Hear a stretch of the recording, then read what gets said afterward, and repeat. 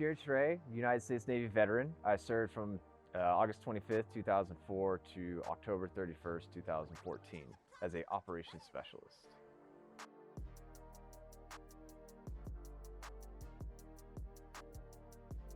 Word veteran, I mean, the most basic is that someone that served their country and in some compassion, you know, Guard, Reserve, active duty, Coast Guard. I would even consider firefighters or police officers veterans of their service. But if we're the grand scope, it would be mostly military to me.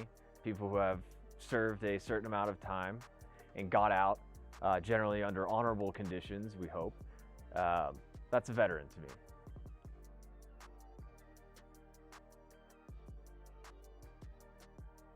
Well, I think a key factor of me in the military is kind of like where it started. I grew up with an older sister, she's 4 years older than me. I love her to death. However, being a young boy and I think a lot of kids my age, my generation, even still maybe, you know, ran around in the backyard playing Army Man. And, you know, you grabbed a stick and you'd run around and pew pew and your friends and all that stuff. So there was that aspect. And I never had like an older brother to really kind of like do those things with.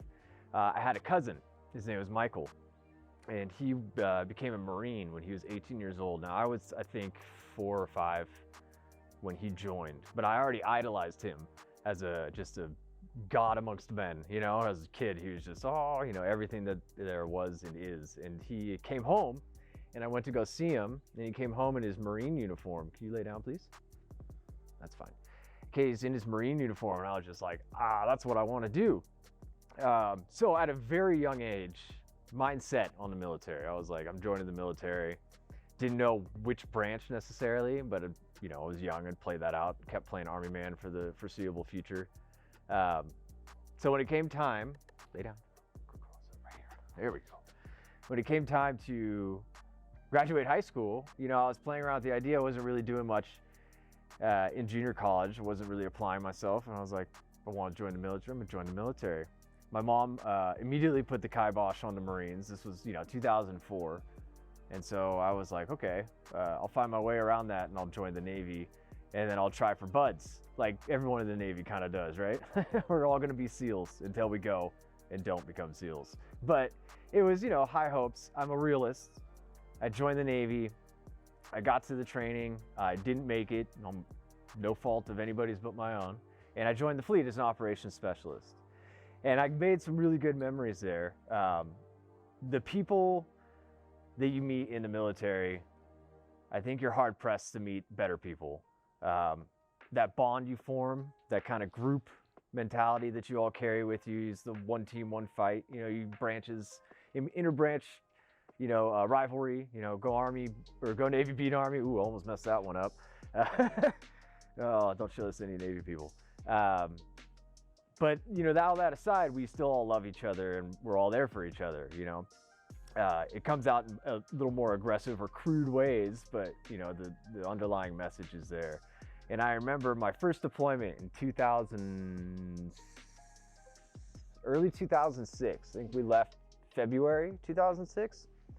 I had a second class. We called him Big Country because he was just big and he was from the country. We really thought hard about that one. But OS2 Trafton, and he was a real good guy, taught me a lot. But he taught me a lot in the sense of like not taking yourself too seriously, you know, be accurate and precise and do your job well.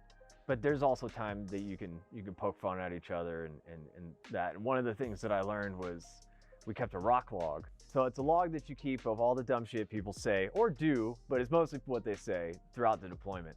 And you know, when you're out to sea, I think the longest I spent out to sea was 76 days straight with no land in sight, right? It becomes Groundhog's Day. So in that time, you can kind of see people get wacky ideas or say off the wall shit.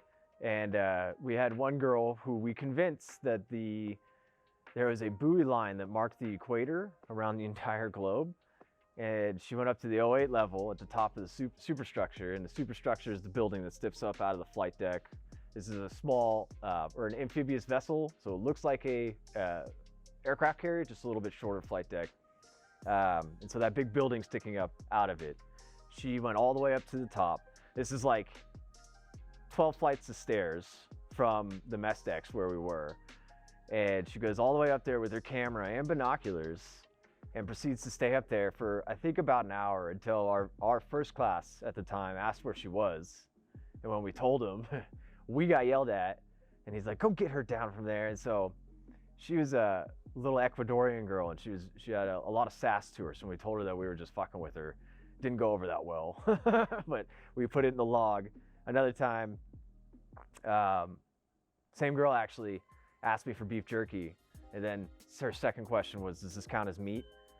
And I just, certain things you don't know what to do with. We were simulating an attack, like a general quarters situation where we do drills that are called general quarters, where we have on the radars, they put fake video pieces and stuff like that to simulate someone attacking us. In this case, it was Iran, right?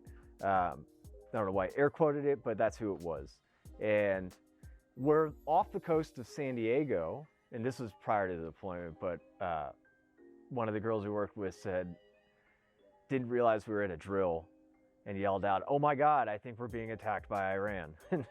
But dead serious, in the most urgent type of voice. And everyone was like, "Yeah, it's a drill." And she goes, "Oh," and just kept it closed. But that was kind of predecessor to other events that, made it to the log. Some of them, if I told you now, you'd be like, why is that funny? But in the moment, when you're so bored, it's hilarious. So that deployment, I did two deployments on that ship. Went to a lot of ports. One of my favorite ports was Perth, Australia. And there we went to Perth and we went to Darwin. Perth was fun because it was a big city. Darwin, we were almost double the size of its population pulling in. So we had about 4,000 U.S. personnel running around town, about 1,900 people. But they were very courteous. They knew that we just wanted to drink. And so one bartender said that one port visit from the U.S. Navy supplied their economy for the entire year, which was shocking and kind of appalling, is what it is. But Perth was great. It was beautiful. Everyone was nice. The guys would buy us drinks. The girls would be very courteous. And I don't mean that like the kind of total guy way, but they were actually things we were raised to do, especially in the military. Courtesies and customs, stuff like that. Open a door, offer to buy a drink, say thank you, things like that. I guess wasn't a norm there. And so, you'd general move in America, like, hey, can I buy you a drink? Which we'd usually say yes. There, they'd be like, wait, you really want to buy me a drink? You'd be like, wait, what? Yeah, why? Do I not? But yeah, the people were great. It was just a lovely time all around. I turned 21 in Hong Kong, so that was different. And the reason I say that is America has this 21 years or older policy on alcohol, whereas a lot of the rest of the world is just 18. So Hong Kong is one of those places. So I'm running around like, I'm 21, and everyone was like, well, yeah. I mean, the British that were there, because it used to be a British colony, so there's still a good amount of British personnel or citizens that live in Hong Kong, and they understood the celebration I was trying to have, and so they fed me Budweisers the whole night at this one bar, and I convinced them to play California Love by Tupac. It's just we're just having a great time. Again, it was a great city as well. That was in a different way. That was just like skyscrapers and neon lights everywhere, and it was definitely like a kind of almost a sensory overload from going from being out to sea to just Hong Kong. You're like, oh, all right, but we meshed well, and we ended up spending a good amount of money there too. So those are my ship deployments. We went to Iraq, or I should say the Gulf, with the 13th MU the first time, the 15th MU the second time. We would just provide surface fire support if needed. Like I said, we were a little bit smaller than an aircraft carrier, so we had vertical takeoff aircraft, so Harriers or helicopters. And since we're an amphibious vessel, it was our crew was about 900 Navy, and then we'd have about 2,000 Marine expeditionary unit guys. And in the well deck, so underneath the ship, underneath the flight deck, in the hangar bay, in the bottom, like kind of barrels of the ship is a big, they call it the well deck, and that's where the landing craft are. And so the ship is kind of have the front end, the sloped front end of an aircraft carrier, but the back is just straight drop off, and there's a gate. And what happens is they literally sink the ship 8 feet, and they raise this gate, and the water comes in, right? Well, they raise the gate, and then they sink the ship. They let air out the ballast tanks, and so it sinks down in the water. The landing craft that are in the ship now float. They load the Marines' tanks and trucks and all their personnel onto LCACs, LCUs, which are the landing craft units. So those are the ones you see in like D-Day, you know, where the front just drops down and the guys walk out off the ramp. So we had 4 of those, and then we had 2 LCACs, which are landing craft air cushion. So those are the hovercraft guys that you see zipping around on the water. They're really cool. They're really loud, and they can carry equipment. You don't want to be standing outside on their decks while they're moving around. It's just not a fun time. But they would take like the bigger stuff, the tanks and whatnot. The LCUs would carry the personnel and the trucks, the lighter trucks. So we'd offload all their crap onto the beach. The Marines would go about their business in country. We called it doing donuts in a box. So we'd just do circles off the coast in a square area of operation that we would have set for ourselves, you know, other naval ships around us. And I would sit there and make sure that our radar pictures were tactically coordinated, so that we were talking to other ships and we were sharing information so that nothing could sneak up on us, that we didn't see. Your radar, depending which one you're using, only has a certain range.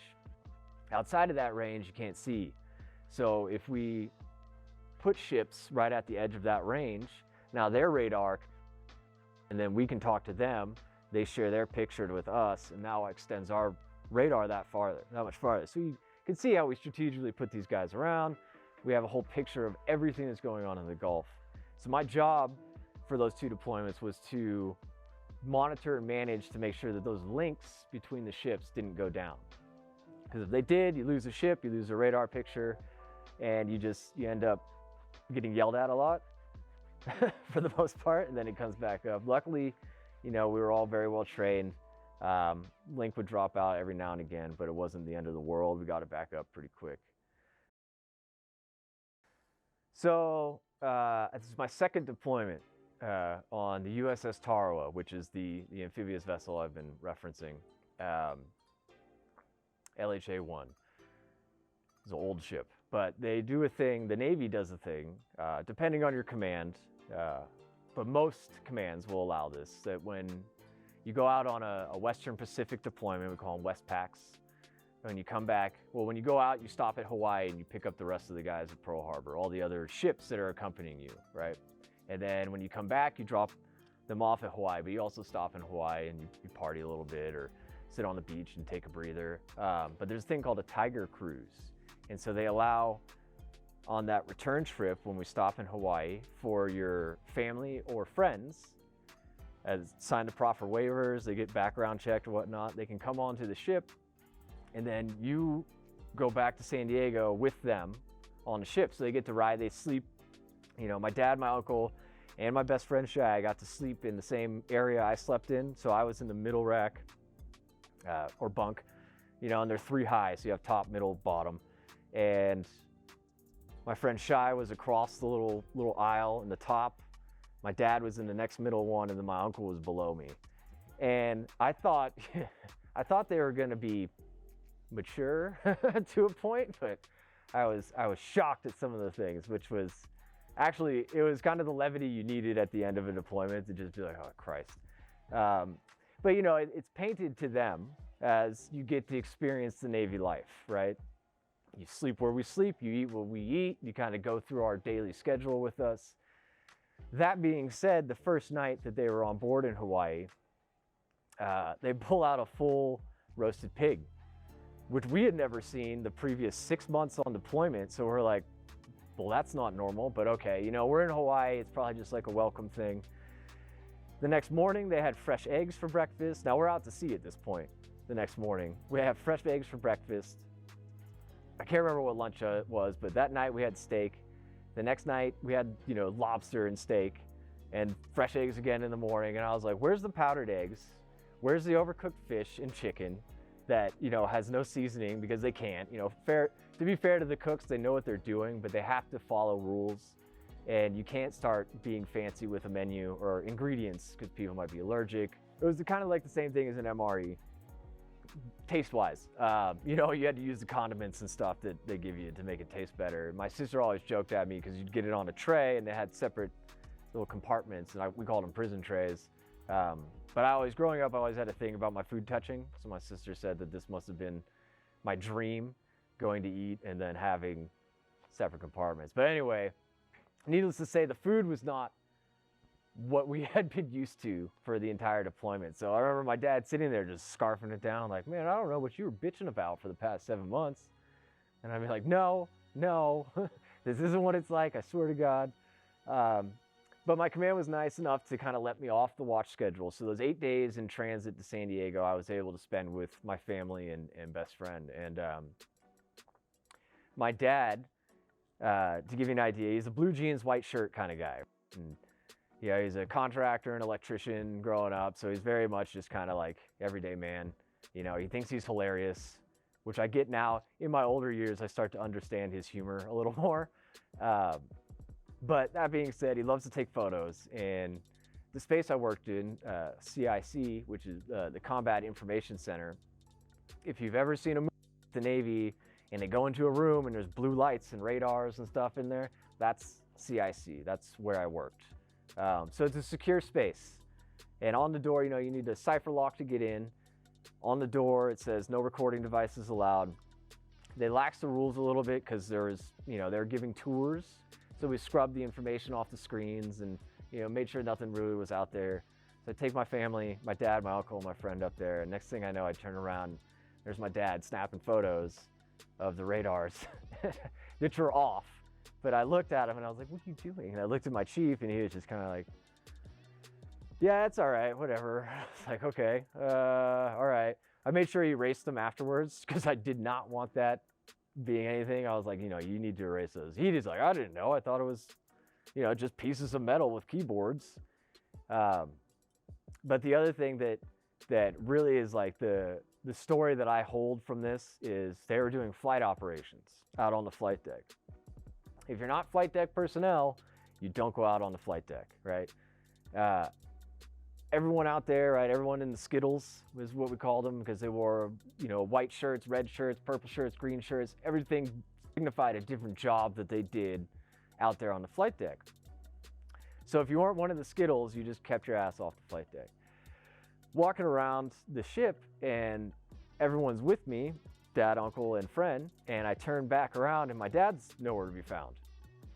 So I'm like, all right, well, he's an adult. He'll find his way back. He probably got distracted by, whatever the damage control men were putting on a firefighting thing or whatever. He probably went to go look. Well, about 10 minutes go by and we're standing in the hangar bay, and the ship, in the middle of the ship is the hangar bay, right? You go down a ramp and you're in that well deck where all the landing equipment is.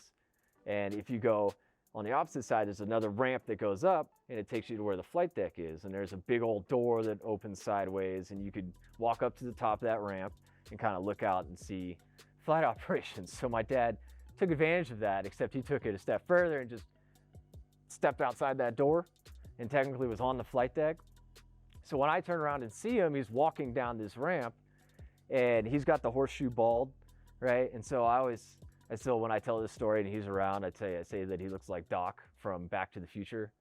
This white hair just blown out, just Marty, And so I was like, where the hell were you? I was like, man, I was up there taking photos of the Harriers taking off. Those things jets are pretty powerful, almost knocked me over. And I was like, you weren't supposed to be out there. Like, what are you doing? He was only like a foot or two outside this door. And he says that one of the white shirts, one of the guys who I think is in charge of like the loading and unloading, taking people on and off aircraft and stuff like that. If you're bringing people on board, they're the ones that go out to the helicopter and help people, mitigate risk when people are walking through. He said, yeah, he just looked at me and was like, how's it going?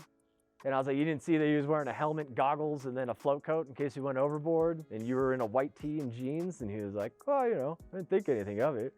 And I guess a Harrier did an off the deck takeoff instead of a vertical. And so they kind of crank their jets at an angle. And usually if you're nearby, you lean into it, right? So it doesn't, my dad not knowing this was just click, click, click, standing straight up. You know, almost took a step back, but he was okay. So at that moment, from that point on, I was about halfway through. After that, I had to keep eyes on him at all times. And, you know, my friend Shy found his way to make pranks. He always loved fucking with people, especially me. So he found that now he had this giant audience to fuck with me in front of. And so, you know, I came back to a toilet paper bunched up on my rack with a melted Hershey's Kiss. I didn't know it was, you know, I knew it wasn't shit. But I like pull my curtains open and there's toilet paper with this brown goo on it. And I'm like, what? And all I hear is this like giggling from the other, like from my uncle, my dad, and my friend. And I was like, how old are you guys? So that was a very memorable experience. My dad and my uncle still, you know, that was 2007, and they still bring it up every time I see them. And how cool it was and how much they really appreciated it. My uncle almost got arrested as well by the MAs, the Master at Arms. The Navy dumps trash over the side, not plastic or metal. Plastic and metals we melt into what we call hockey pucks. And they're like thick and about, you know, this big around. They smell god awful. But when we hit a port, we take them off the ship and we recycle them at the nearest facility that's able to do so. But paper food can be thrown overboard if you're a certain distance from land, right? You can't just do it right next to the beach. There are rules and regulations. But my uncle saw that happening, got very upset about it.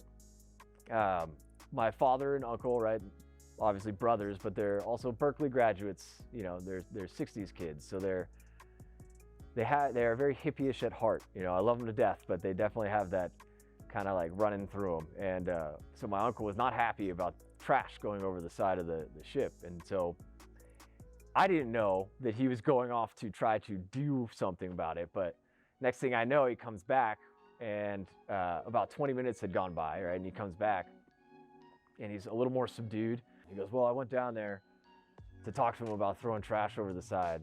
And, you know, I was just asking questions, and they called the chief. The chief came and talked to my uncle and was like, you got two options. One, you just leave it be, and I guess he was taking photos. Or two, we could detain you, and yada, yada, yada. He comes back, and the first question out of my mouth after he tells me this story is, did you tell them you were with me? And he goes, no. And I was like, oh, thank God. Like, I do not want that association. So I was like, you know, we had that moment where I was like, you need to just take a breath, you know, like everything's gonna be okay. So yeah, that was the Tiger Cruise. That was a great time. And it was great. It made me, you know, I'd always kind of want to bridge that connection, let them kind of feel like what I was living. You know, at this point of my career in the Navy, I had established myself. I was doing really well. I was making rank. So to kind of share it with them was really nice, you know, and then to kind of like take something that seems so serious, like being in the military, and finding like the humor in it. You know, the guy that kind of, you know, didn't give my dad shit or kind of looked the other way when he was poking his head out on the flight deck. You know, little things like that, you know, maybe you don't always hear stories about that, you know, just kind of made their, you know, well, they still talk about it, so made their friggin' lives after that. You know, my dad he loves aircraft and all this and that, and to kind of give them that access to air spaces that they couldn't go to. And it was cool. It was really cool to share with them. And you know, I got to see my family before I got back to San Diego. So it's kind of like I got to see them a little bit early too. So that was nice. It was really nice. New commands won't take personnel unless you do a minimum tour of 2 years. So if I only had 1 year on my sea duty timer, if I were to go to another ship, I would have to do an extra year at sea. I didn't want to do that shit. I was over it. I was like, fuck this. I do not want to go out to sea again. You know, I loved the Navy. It was fine. On deployments and stuff, we were doing our job. In port, it's a little mundane, kind of, it runs its course pretty fast. So I was like, just send me on deployment again. So when I volunteered, what it was a deployment with the Army to do detainee operations, boots on ground in Iraq. I was like, sign me up. It's a year. It counts as sea duty, which I found interesting, that going in country, Iraq, the Navy counted as sea duty. And the reason they offered these deployments was, at the time, the Army's turnaround was just god awful. Like, guys were being, you were deployed more than you were home. And it was just not good on anyone's case. And the Navy realized, hey, we got a lot of guys that, we can help supplement that. Send them to, we ended up going to 3 months of training with the Army in Texas and New Mexico. So Fort Bliss and Camp something, we just called it Tent City, but literally it was right on the border of Texas and New Mexico. So we just took a little Humvee convoy and we're in New Mexico. We didn't really like switch bases, but there were just tents out there, and that's where we trained for like a month and a half. So that being said, what the whole idea of it is they pull individuals from different commands and they group you together. So I met everybody I was deploying with in Texas at Fort Bliss, on a random day. We all got together and nobody knew who each other were. There was actually one guy from my command that was there, I should say. So I knew him. But the other couple hundred guys, we got to know each other really quick, but I had no idea who anybody was, hence the individual augmentee part of it. So we're all trained up and we fly out, take that long flight to Kuwait, spend a few nights at Camp Virginia, regroup there, and then fly to Baghdad, where we spent another night where it was just, now we're all starting to try to adjust to the heat while wearing all the gear and having lack of facilities and having to use, bottled water to wash your clothes, or, the one guy that has baby wipes is like, godsend. You're like, just let me get a baby wipe. Because at the point, it's like, it's so hot sometimes. You shower, and as soon as you, shower, throw water on you, and then you're sweating. Like 20 seconds later, what's the point? Shower, take a baby wipe, hit the hot spots. That seemed to work. And then from Baghdad, we took a helo to our next area of operation, which was Camp Taji. And yeah, Camp Taji, and just right next to MSR Tampa, which is main supply route, Tampa, and was known for a long time as IED Alley, I believe, or the Highway of Death, because there's so many IEDs, improvised explosive devices, planted on that road in the beginning stages of the war that it was just absurd. So that was running right alongside the camp. And for, I guess, like geographical perspective, we were 52 miles northwest of Baghdad and just south of Ramadi. So that was the area. So it was, it was interesting. A lot of questions you get when you come home is, the news likes to show all the explosions and gunfire, and, they make it seem like the Wild West, which at times it is. And, I can't speak for those guys who are in a lot of the thick of it, because it might have been a daily thing for them. But my experience was, yes, we got shot at. Yes, we got mortared. Yes, we got rocket attacked. But there was a lot of time in between where we were playing dominoes or thinking of pranks we could pull on each other. And there was that levity there that every now and again you get into the mindset where you weren't in a war zone. You were just having fun with your friends. Again, you'd be pulled back to reality pretty quickly in most cases. But, I tell people, news is sex, drugs, violence. That's what sells, right? That's what people want to see on the news. And so when they're showing the war, they show like the lighter sides of it, but a lot of what you're going to see is the firefights and the explosions. So don't take that full to heart. That is a lot of what happened over there for sure. But my experience was not a daily, I thought my ass was going to get shot off. There were days where I did think that, but there's a lot of days where I didn't, where I felt safe with the guys that I had trained with and the facilities we were behind, the guards we had at the ECP, stuff like that. That was probably the best deployment I did. And the kind of looking at, I discovered the most about myself in that deployment. I did a lot of like pulling through prior to this deployment. I had kind of like been starting to drink a little heavily.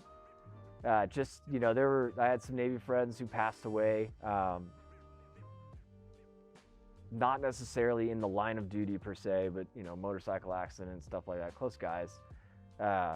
And so, you know, it was kind of like hard-headed, bulletproof kind of feeling, you know, when you're young and you join the military and you get a deployment under your belt and you're like, you know, yeah, fuck yeah, like I'm a badass, you know, and you don't know how to deal with emotions except to do that escaping, which is drinking. And everyone drinks.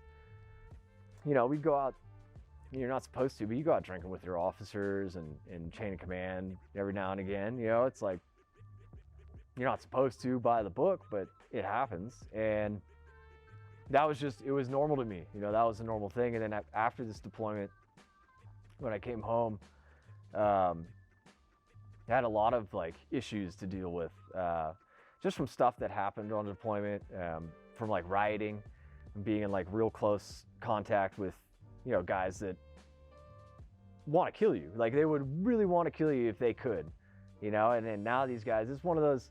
So what I'm referencing is there is a riot, and there were riots, but this is the one that kind of sticks out because like shit caught on fire. You know, we had to pull other U.S. Guard force from other facilities to help stop this. This was like, we actually deployed less than lethal force. And had we not done what we were trained to do, we could have been overran very easily. And, you know, I wouldn't maybe be sitting here. That being said, in the moment, you're not thinking of it like that. You're just going through your training. Well, you hope subliminally or subconsciously your training kicks in, you just go through the motions, which is exactly what happened. And what started the riot was we have detainees, and there's 25 detainees per zone because they're not prisoners, so it's not a cell. They're detainees, they're waiting their court date, and so they're in a zone. And you have about 25 per zone, and you have 20 zones. So you have a good amount of detainees in one facility. You take them out to rec, and that's when you would search, like to the recreation area, so they play soccer or you know, walk around, smoke cigarettes, depending. But these guys were, and they're all classified as red, yellow, or green, depending on their crimes. And so this was a red case band, and they were Takfiri Sunni, and so they were very hardline Muslim. And so what had happened, unbeknownst to the U.S. Guard force, because this riot kind of took us by surprise, but when we talked to the Iraqi guards that we were working with in training to eventually take over our jobs so that we could go home, they explained to us that they were rioting because someone drew 2 stick figures having anal sex in one of the Qurans. So we were like, who did that? And that was the thing, is they were blaming the U.S. Guard force, and it was not us. Like 100%, I was standing around all the guys that they're claiming who did it. We're under strict orders to never touch the Quran because we're not Muslim. That's part of the reason we had the Iraqi correctional officers that we were training with us when we search. And so what they said was that when we searched one of the zones, we took a Quran and we drew this in there, which couldn't be farther from the truth. They were just, and in some ways, I don't blame them being tired of being there or being in that position. I get it. You know, you're like, fuck it, I'm gonna cause hell for these guys because fuck them. You know, so you do that, then you come back and you're like, you did this, and now I'm gonna act erratically. And so that's what they told us is what started the riot. We knew it wasn't us because we knew none of us touched the Qurans. I remember going through with the 5 other U.S. Guard force and searching the zone, and none of us would touch. You know, if we saw one, we'd point at it and we'd tell the Iraqi correctional officer to thumb through it, you know, and just show us, but we would never touch them. It's a big no-no. We all knew that. So that caused the riot. The other thing I always laugh about is when you see military grade, right? In truck commercials, military grade. Let me tell you about military grade real quick. Goes to the cheapest bidder. So these detainee facilities weren't built the best. Now, don't let me knock it. The military has a lot of good stuff, but there are areas where you're like, oh, you cut a corner there, didn't you, Big Navy, right? So the zones had, when you walk down the hallway, the zones would be on your left or right, depending. And there's a spit guard, right, to stop people from spitting throwing piss and shit, because that does happen. Not to me, didn't happen to me, luckily. Happened to people I knew though. So they did is they took a piece of cloth or a shirt and they weaved it in and out of these chain links, these little diamond chain links, and they took one of the older detainees' canes that he had in there, and they put it in between. They just tightened it down, and it pulled the shirt, and it made it snap, and they were able to push it out, pop out the plexiglass, and therefore escape the zone. So this was being watched on camera, and we're like, well, that's great. And we were watching on camera because they took soap and water and they'd spray it on the tile in front of the area. So if we were to try and go down there and fight against it, it was almost stupid hard. And we knew this, so we're like, all right, well, if they get out, we've trained for this, so what do? We dressed out for a riot, put our riot gear on. We loaded out with less than lethal weapons, which at this point was shotguns with, you had beanbag, Nerf, or crowd dispersal, and crowd dispersal was like the little rubber pellets. And so that's what I grabbed, because at this point it was like a 26-hour day, and I was like, we got to stop this. Like, this has to come to an end. We went down and we lined up in front, the end of one hallway, the only way that they could come, and they broke out. 3 of them came out their zone area and started running towards us. And so we had 4 guys with shields and helmets in front and 3 in between their shoulders, which I was one of, behind, and these guys dropped to a knee, and then we just put the shotguns over. So we had like a wall, right? Shield wall in front of us, kind of, the old Roman shield wall. And the universal sign of stop whatever the fuck you're doing is racking a shotgun, which we did, and they looked as if they wanted to stop, but they didn't. So right when it kind of, I don't know, on camera it looks a little like questionable in the sense that, were they still coming at us? Were they not? But at this point we were justified in what we did. I mean, hindsight, you can hindsight anything you want, but needless to say, I shot one in the ass with a less than lethal shotgun round. And the riot ended a little bit shortly after that, because they realized it was just, kind of an uphill battle.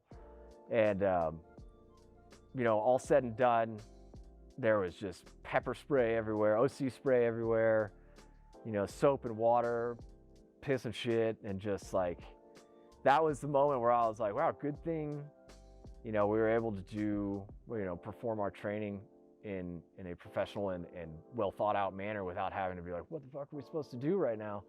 And stop, a potential massive riot, because there's 400 to 500 detainees in that one facility, and then there's about 8 of those facilities on the compound. So this also made us a big target as well for people wanting to get their people out. So that's why a lot of the mortars and rocket attacks we'd get would be in that area. So that was kind of the other side, is we didn't know if it was coordinated and that they were going to come and try and attack the outside when the inside riot was going on. So that was one of those moments where it was definitely a pucker factor after. At the moment you're just going through the motions. When you think about it afterwards, you're like, holy shit, that could have gone real bad. So drinking then became my best friend. Not necessarily just because of that incident, but just to kind of show you kind of what was experienced over there. That was on a large scale of events that would kind of normally happen. And so I started drinking a lot. And, my cousin, who was a Marine, passed away also, the guy I idolized. And so then I was just kind of thrown into a spiral, and I couldn't see it. People outside saw it. So one of the things that I did on that deployment was not drink, obviously, but kind of do that deep dive. So I guess chronologically, my cousin passed away before this deployment. All that shit happened, and then I come back from this deployment, and I started to kind of heavily drink. So looking back on my time in the military, and I guess more specifically that deployment, it said I did a lot of growing on that deployment. It might be better to say that deployment forced me to grow. It's the one that sticks with me the most, as far as I got the most personal growth out of it. It wasn't in the most healthy way, but it brought me out of my shell in the sense that I found that asking for help and support in dealing with things like drinking was not a weakness. You know, that continuing to drink and be a piece of shit is weakness. The bonds that I formed from that one deployment, I mean, from every command I was at, you know, I'm a very sociable person. So I made a lot of friends in the military, and I count myself as lucky because that's, you know, now my support group in a sense, you know, and I got to talk to the guy who gave me this, you know, 8-9 years ago. I talked to him last week for the first time in like 6-7 months or years. And it was just kind of like, I was like, man, we haven't talked in forever. This is dumb, you know? And he was one of the first guys to get my ass into gear into getting sober. So I was like, let me show him how I am now. And, you know, he noticed. He was like, geez, like, you look like, you know, like, one, you've lost weight, which I did. And I was like, man, I'm already skinny enough. I wouldn't be losing a weight. But it was a good weight, you know. I just wasn't bloated anymore. And, you know, he's, you know, just like hearing him say like, you know, you look great, dude, like, good shit, really kind of like brought it around, you know. I was just like, nailed it, you know. And I just kind of like that keeps me going. That keeps me wanting to do better in most aspects. And so looking back, you know, that one deployment is kind of what started that whole journey. And the military itself, I don't think I'd be as good a student as I am today if I hadn't joined the military. And that doesn't mean that you're not going to be a good student unless you join the military. It just means that I obviously had a lot of things to work out or shit to work through growing up to do before I was able to take school seriously. And now I'm able to approach it in a not so much like, oh, I'm being forced to do homework and stuff. It's no, I'm learning things and I'm improving myself.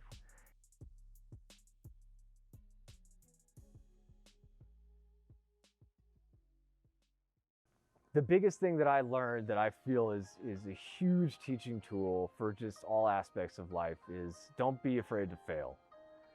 That failure is one of our best teaching tools. I had one chief tell me in my naval career that, and this was after I had fucked up, so this is why that verbiage, it's not your fuck ups that define you, it's where you go from there that does.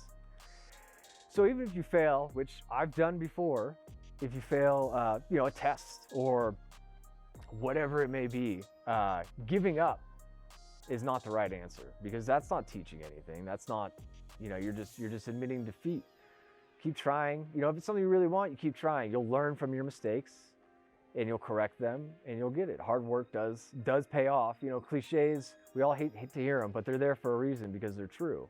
I'm not telling you to go fail at shit to learn better, but if you do, don't get in your head and be like, this is it.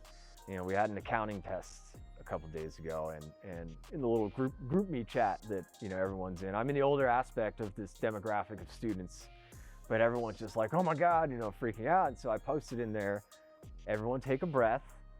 This one accounting exam is not going to determine your life's outcome. You know, in all honesty, you'll probably look back on this and be like, wow, I put way too much like emotion on that one exam, you know, like it's not going to define your life. That being said, try not to let that be a recurring theme, but it's okay to fail, you know, don't be afraid of it.